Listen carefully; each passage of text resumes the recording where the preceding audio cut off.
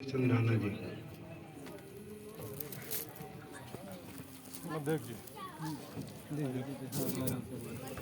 जय जय जय जय जय भीम, जय जय जय जय जय भीम, जय भीम जय भीम। अरे पढ़ो तब उसके बाद कुर्सी के लिए दौड़ो। है प्यारे बच्चों, कुर्सी यहाँ कुर्सी की लड़ाई मत लड़ो, पढ़ोगे तो बढ़िया कुर्सी पाओगे। ठीक है, उस कुर्सी के लिए दौड़ो।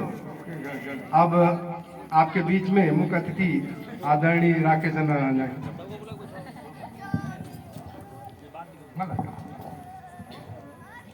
बहुत बहुत धन्यवाद।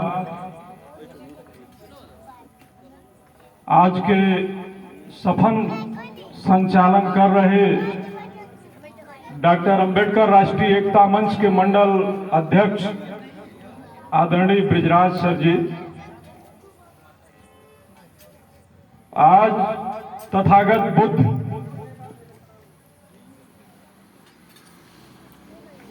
का जो जन्म, मरण और गृह त्याग और बौद्धत्व की प्राप्ति का जो ये दिन है और जो ये चाहते थे तथागत बुद्ध, एक राजा का बेटा राजकुमार जिसको सब सुख ऐश्वर्य और भोग विलास सारी चीजों की जो व्यवस्था घर पर थी राजा सुद्धोधन जी ने किया था और उस सबको त्याग करके किस लिए तथागत हुए। हम बहुजन नायक आदरणीय ललई सिंह जी को याद करते हुए अपनी वाणी को आगे बढ़ाएंगे, चूंकि वक्ताओं ने बहुत सारी बातें बताया है और इस सम्मानित मंच से आज के जो सांस्कृतिक कार्यक्रम में हैं आदरणीय नेताजी लालमन यादव जी, वेदानंद बागीश जी, डॉक्टर अंबेडकर राष्ट्रीय एकता मंच के संरक्षक आदरणीय इंजीनियर राम दयाल जी, आदरणीय राजनाथ मास्टर साहब जी और संरक्षक हैं मंडल के डॉक्टर अंबेडकर राष्ट्रीय एकता मंच के। इस कार्यक्रम को आयोजित करने के लिए एडवोकेट मोनू जी और भाई अरविंद जी और इस कार्यक्रम में बखूबी सहयोग करने वाले सदैव हर कार्यक्रम में लगभग हम लोग साथ रहते हैं आदरणीय करही के प्रधान जी दिनेश और भीमराव जी, सभी सम्मानित साथियों को एक साथ नमो बुद्धाय जय भीम करते हुए मैं अपनी वाणी को आगे बढ़ाना चाहूंगा। कम करिए। ललई सिंह जी ने बड़े सारगर्भित शब्दों में कहा था, बलिदान न होते सिंह का सुना हमने, बकरे बलिवेदी पर चढ़ाए गए, विषधारी को दूध पिलाया गया, केचुआ कटिया में फंसाए गए, न काटे टेढ़े पादप गए, सीधे पर आरा चलाया गया, बलवान का बाल ना बांका हुआ, बलहीन सदा तड़फाए गए। 2 मिनट, चूंकि हक और अधिकार की लड़ाई हम लोग लड़ रहे हैं और बाबा साहब डॉक्टर अंबेडकर जो तथागत बुद्ध के दर्शन से प्रभावित हुए और भारत को एक सुंदर विधान दिए, वो भारत का संविधान है जो समता ममता पर आधारित है। तो हम चाहेंगे कि अगर हम लोग लड़ाई लड़ने वाले बहुजन हैं, शोषित वंचित पिछड़े हैं, जिसको तथागत बुद्ध ने कहा था चरथंग भिक्षवे चारिकम बहुजन हिताय बहुजन सुखाय लोकानुकंपाय, जो भिक्षु हैं यानी जिनको ज्ञान प्राप्त हो गया। बुद्ध का मतलब होता है अरहत, पाली भाषा का अरहत शब्द बुद्ध है और अरहत का मतलब होता है बहुत पढ़ा लिखा स्नातक। आज जो BA BSc बच्चे कर रहे हैं उस समय बुद्ध कहा जाता था, अरहत कहा जाता था।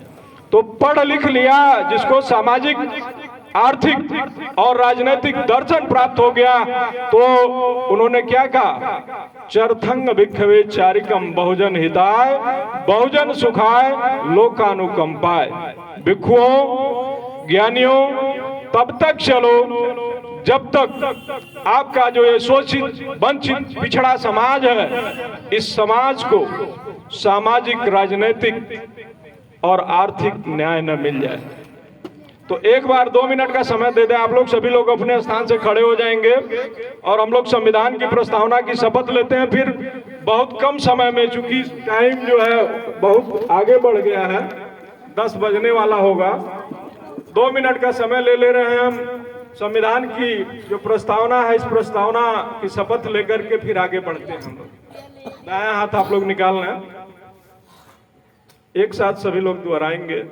हम भारत के लोग भारत को एक संपूर्ण प्रभुत्व संपन्न, समाजवादी, पंथ निरपेक्ष, लोकतंत्रात्मक गणराज्य बनाने के लिए तथा इसके समस्त नागरिकों को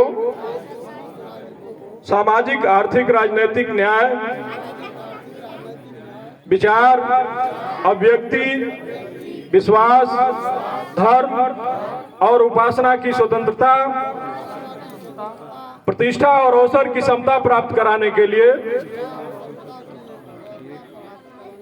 तथा उन सब में व्यक्ति की गरिमा तथा राष्ट्र की एकता और अखंडता को सुनिश्चित कराने वाली बंधुता को बढ़ाने के लिए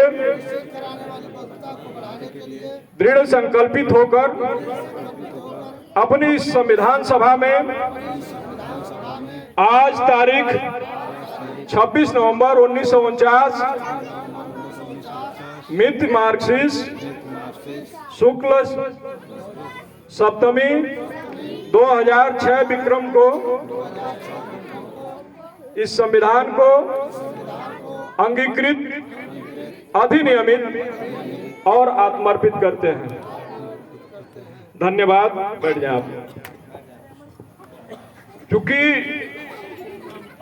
हमसे पूर्व के वक्ताओं ने लगभग तथागत बुद्ध पर प्रकाश डाला, चूंकि बुद्ध ऐसे बुद्ध नहीं हुए थे।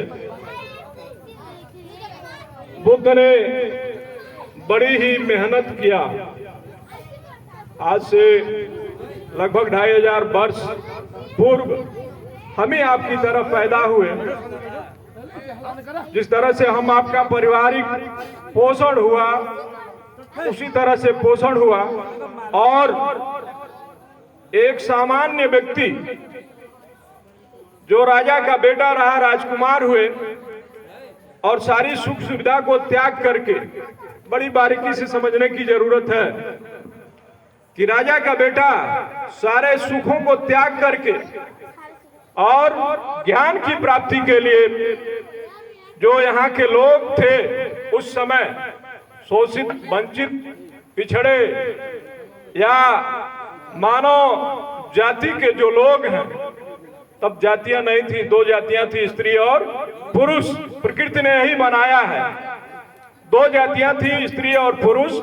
इन जातियों को क्या सामाजिक, आर्थिक और राजनीतिक रूप से न्याय दिलाने के लिए उन्होंने काम किया था और यहाँ के लोगों को कहा था कि आप शासक बनो। लड़ाई इसी की है, शासन सत्ता की है। कभी समय था, हम लोग पढ़ते आए हैं, सुनते आए हैं कि एकलव्य का अंगूठा काटा गया और आज स्वतंत्र भारत में जिस विचारधारा को अगर देखा जाए, जिस वैचारिकी की चर्चा हम लोग कर रहे हैं, इस विचारिकी में बहुत सारे महापुरुष पैदा हुए और सदैव संघर्ष किया। चाहे आप संत शिरोमणि संत रविदास जी की कल्पना करें, संत गुरु रविदास जी की कल्पना करने के बाद संत कबीर साहब को कल्पना करें, नानक की कल्पना करें, आते चलिए बाबा साहब डॉक्टर भीमराव अंबेडकर, ललई सिंह, रामस्वरूप वर्मा, ईवी रामास्वामी नायकर, बहुत सारे महापुरुषों ने हमारे आपके हक और अधिकार के लिए संघर्ष किया। क्यों? बाबा साहब डॉक्टर भीमराव अंबेडकर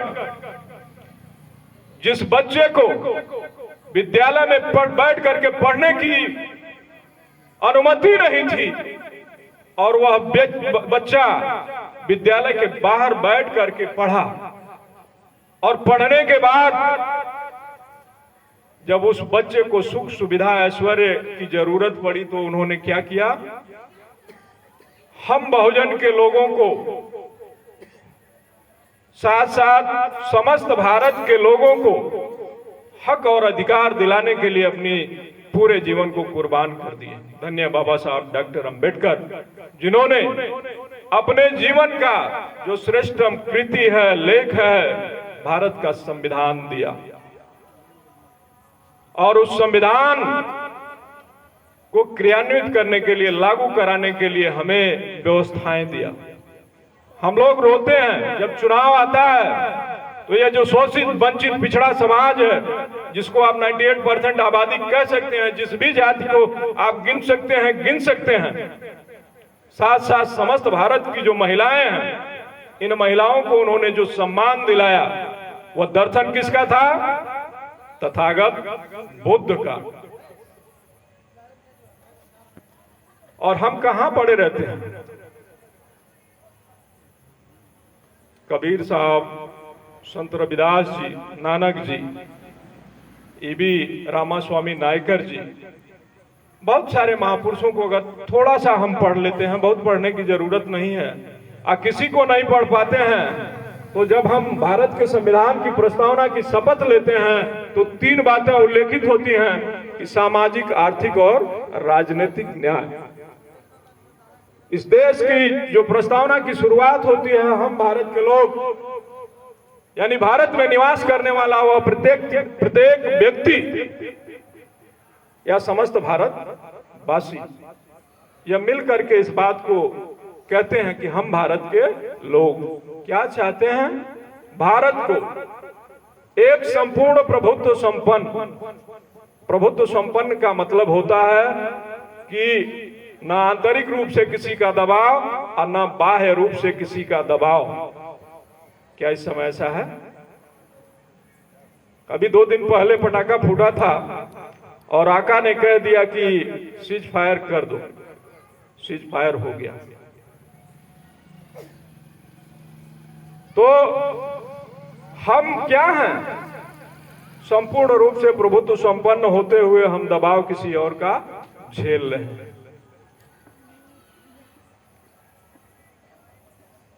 पंथ निरपेक्ष, जहां पर किसी एक धर्म जाति विशेष के व्यक्ति नहीं बल्कि समस्त भारतीयों का सम्मान होगा, ऐसे देश में हम निवास करते हैं। और यहाँ कभी क्या कहा जाता है? मार मार सारे पसिया के, मार मार सारे चमरा के, मार मार सारे अहिरा के। सारी कहानियां, सारे देवी देवता। जब यही एक बार हम जा रहे थे मोटरसाइकिल से, हेलमेट लगाए थे, और हमारे ही साथी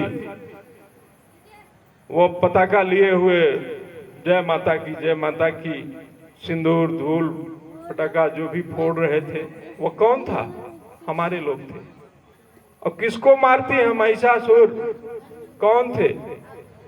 हमारे पूर्वज थे। हम क्या पढ़ेंगे? कौन से अंबेडकर आएंगे? कौन से तथागत बुद्ध पैदा होंगे कि हम सुधर जाएंगे?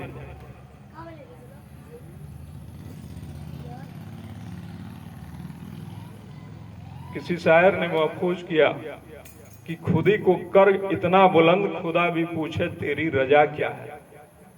हम लोग बुलंद कितना अपने आप को किए हैं कि कोई आकर के हमारी रजा पूछे, हमारा हाल चाल पूछे। कारण क्या है?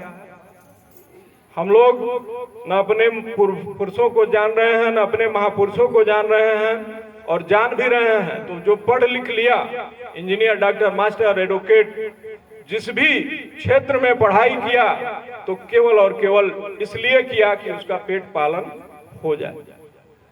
हम लोगों से तो बेहतर जानवर हैं। अभी जब पट्टा छुड़काया जाता है तो अगर गायें हैं 100 सिवान की, 100 दरवाजे पर बानी हुई हैं, तो उनका एक झुंड बनता है। नीलगाय, सियार, तमाम तरह के हम लोग इस कछार बेल्ट में पैदा हुए, पले बढ़े, बहुत सारे जानवर हैं और ग्रुप बनाते हैं। बाबा साहब ने भी क्या किया? educate, agitate, then organized। ये बात कहा उन्होंने और यहां भी लिखा है बुद्धं शरणं गच्छामि। जिस भी साथी ने इस बैनर को बनवाया है बहुत बहुत साधुवाद, धन्यवाद इसलिए ज्ञापित कर रहा हूं कि जो लिखा हुआ है कम से कम इसको हम माने। बुद्धं शरणं गच्छामि, हम ज्ञान की शरण में चलें। भाई ज्ञान की शरण में चलना अति आवश्यक है। बहुत सारे लोग हैं, मैरिज हॉल बना है, सिनेमा हॉल बना है, ये बहुजनों की बात मैं कर रहा हूं। लेकिन किसी बहुजन नेता ने, किसी बहुजन अधिकारी ने एक कॉन्वेंट विद्यालय, यूनिवर्सिटी, डिग्री कॉलेज नहीं बनाया जहां शिक्षा का अधिकार हमारा हनन हो और वहां चल के हम शिक्षा को संरक्षित करें, अपने लोगों को पढ़ा लिखा करके उस रेस में शामिल करें जहां समता, समानता और बंधुत्व की लड़ाई लड़ी जाए। सम्मानित साथियों, स्थितियां कितनी विकट हैं। अभी हम वहां हैं कि पासी अपने जात से छोटा गिन लेता है कि फलाम से जात, अगला जातीय गिन लेता है कि हमसे छोटी वो जाति है। बाबा साहब इस व्यवस्था के पोषक नहीं थे। यह व्यवस्था क्या थी? मनुवादी जो व्यवस्था थी, ब्राह्मण, क्षत्रिय, वैश्य और शूद्र, सबसे ऊपर जो वर्ण की उत्पत्ति में कहा गया है कि ब्राह्मणों से मुखमासीद राजन्य कृत अमाहु उर्तदेदस्व पदयाभ्याम शूद्रो उजायत। ब्राह्मण की उत्पत्ति मुख से हुई है, क्षत्रियों की उत्पत्ति बाहों से हुई है, वैश्य की उत्पत्ति कमर से हुई है और शूद्र की उत्पत्ति पैर से हुई है। हम कह रहे हैं कि सबसे विश्व के प्रथम जो वैज्ञानिक साइंटिफिक टेम्परामेंट जिस व्यक्ति का था, जिसका दर्शन था, वह तथागत बुद्ध थे। उन्होंने कभी नहीं कहा मुझे से कोई पैदा हो गया। भाई शरीर यही रही होगी, सिस्टम भी यही रहा होगा, तो पैदा कैसे हो गया? ये कार्य था कर्म प्रधान विश्व करि राखा, जो जस करहि सो तस फल चाखा। ये हमारी पंक्ति नहीं है, आचार्य तुलसीदास की है। तो कर्म, अंग्रेजी में उसको हम कहते हैं वर्क इज वर्शिप, कर्म ही पूजा है। एक बार हम ट्रेन में यात्रा कर रहे थे, कुछ साथी हमारे साथ थे, जनरल डिब्बे में हम लोग थे। एक दरोगा आया, हम लोग बीएड कर रहे थे, 2002 की बात है, सॉरी 1999 और 2000 की बात है। तो दरोगा एक था, कहा अरे सब अनुसूचित वाले हो, वो आरक्षण वाले हो, बहुजन का मूवमेंट चल रहा था, झंडा लिए लोग चल रहे थे, ये सब जो है आफत मचा दिए। हम लोगों के बच्चे पढ़ लिख करके कहीं वो नहीं हो रहा, ये आरक्षण का लाभ लेकर के सब माल काट रहे हैं। हम कहे आपका बच्चा कितना पढ़ा है, कितना योग्य है? कहा अरे हम लोगों के बच्चों की डिग्रियां ये है, वो है, ऐसे है, वैसे। हम कहे ये सारे तुम्हारे लोगों की अनुकंपा है। अगर एग्जामिनर को बदल दो तो रिजल्ट बदल जाएगा। का कैसे कह रहे हैं? हम कह ले चलो हमको एग्जामिनर बनाओ, तुम्हारी ही बात को हम रखेंगे, तुम्हारे बाप दादा की ही बात रखेंगे, अपने बाप दादा की बात रखेंगे। हम पूछेंगे महर्षि वाल्मीकि तुम्हारा किस तारीख को पैदा हुआ, तुम्हारा मर्यादा पुरुषोत्तम राम किस दिन पैदा हुआ, और अपने बेटे से पूछ लेंगे कि बाबा साहब डॉक्टर भीमराव अंबेडकर ने संविधान को किस दिन बना करके पूरा किया, या भारत का संविधान किस दिन लागू हुआ, भारत किस दिन गणतंत्र बना। तो हमारा बेटा साफ साफ बता देगा, 100 में 100 नंबर पाएगा। और आपका बेटा 100 में 0 नंबर लेकर के राम का जो है जीवनी गाएगा, कहिया कौने तारीख के कौने सन में पैदा भले रहा। तो यही आप करते चले आए हो और आज भी यही हो रहा है। इसलिए अगर इस धारा पर किसी समाज के महापुरुषों ने संघर्ष किया, पढ़े लिखे विद्वत लोगों ने संघर्ष किया, तो वह समाज है बहुजन।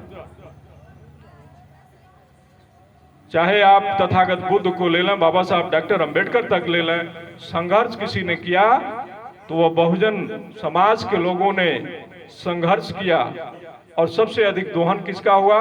बहुजन का हुआ। बाबा साहब डॉक्टर अंबेडकर और नेहरू की जब तुलना हम करते हैं तो नेहरू जी चाहते थे कि राजतंत्री व्यवस्था कायम हो, राजा का बेटा राजा बने और आम जनमानस जूते की धूल के समान रहे। बाबा साहब डॉक्टर अंबेडकर अड़े और लोकतांत्रिक व्यवस्था दिया। लोकतांत्रिक व्यवस्था by the people, for the people, of the people, लोगों का, लोगों के द्वारा और लोगों का शासन, यही लोकतांत्रिक व्यवस्था है। और उसीलिए हम भारत के लोग भारत को एक संपूर्ण प्रभुत्व संपन्न समाजवादी पंथ निरपेक्ष लोकतंत्रात्मक गणराज्य बनाते हैं। तो लोकतंत्रात्मक गणराज्य बनाने के लिए राजा का बेटा राजा नहीं होगा, जो चीफ ऑफ पर्सन होगा, भारत का प्रथम नागरिक होगा, राष्ट्रपति होगा या प्रधानमंत्री होगा, जो भी व्यवस्थाएं होंगी उसमें जो है चुना हुआ व्यक्ति होगा। आप चाहे डायरेक्ट इलेक्शन हो या इनडायरेक्ट इलेक्शन हो। और उसके लिए उन्होंने सरकार बनाया, 3 तरह की सरकार, व्यवस्थापिका, कार्यपालिका और न्यायपालिका। लड़ाई इसी की है। आप बुद्ध पूर्णिमा मनाइए ना मनाइए, आप बाबा साहब की जयंती मनाइए ना मनाइए, लेकिन एक चीज जरूर बना लीजिए कि क्या तथागत बुद्ध चाहते थे, किस लिए उन्होंने घूम घूम करके सारी सुख सुविधा को छोड़ करके उपदेश दिया। चाहे सारनाथ में उपदेश दिया, चाहे श्रावस्ती में दिया, चाहे जहां भी दिया, अपने लोगों को या उनसे जो उनके दर्शन से जो प्रभावित लोग हुए, वह देश के कोने कोने के अलावा बहुत सारे लोग विदेशों में जाकर के धम्म की जो है प्रचार किया। क्यों किया? कि हम बंधुत्व को कायम करना चाहते हैं, यह व्यवस्था खत्म करके इस व्यवस्था को सभी यहाँ भारत का जो व्यक्ति है वह सामाजिक रूप से, आर्थिक रूप से और राजनीतिक रूप से बराबर है। लेकिन दुर्भाग्य रहा कि 26 जनवरी 1950 को 26 जनवरी 1950 को भारत गणतांत्रिक रूप धारण किया, और गणतांत्रिक रूप धारण करने के बाद जो ये व्यवस्थापिका, कार्यपालिका और न्यायपालिका को जो व्यवस्था दिया कि व्यवस्थापिका जो है, इस व्यवस्थापिका में आपके सांसद, विधायक जो इलेक्टेड पर्सन है जाते हैं, इनको आप चुनोगे। 5 ईयर प्लान दिया उन्होंने कि अगर जो हमारे संवैधानिक हक और अधिकार की लड़ाई सदन में नहीं लड़ रहा है तो 5 साल के बाद उसको आप क्या करेंगे? हटा देंगे कि आप डिस्पोजल हो हमारे लिए, इसलिए डिस्पोजल हो, आप हमारे हक और अधिकार की लड़ाई नहीं लड़ रहे हो। तो व्यवस्थापिका इसलिए बनाया। कार्यपालिका उसको सहमति देती है कि हाँ, ये जो नियम कानून या संवैधानिक संशोधन सदन में हुए हैं ये लीगल हैं या अनलीगल हैं, और न्यायपालिका उसी का संरक्षण करती है। जब किसी के हक और अधिकार का दोहन होता है तो क्या होता? आदमी भागे जाता, कहाँ जाएगा? एडवोकेट मोनू जी के पास कि भाई हमारी फाइल बना दो, हमारे साथ ये घटनाएं, दुर्घटनाएं या फला ने हमारे सम्मान को ठेस पहुंचाया है। तो एडवोकेट साहब क्या करेंगे? उनका PIL बनाएंगे, दाखिल करेंगे और उस पर जिरह करेंगे कि हाँ, इस बंदे के साथ, मेरे क्लाइंट के साथ जो है अत्याचार हुआ है, इसके हक और अधिकार का शोषण हुआ है। तो इस नाते बाबा साहब डॉक्टर अंबेडकर ने यह व्यवस्था दिया। लेकिन हो क्या रहा है?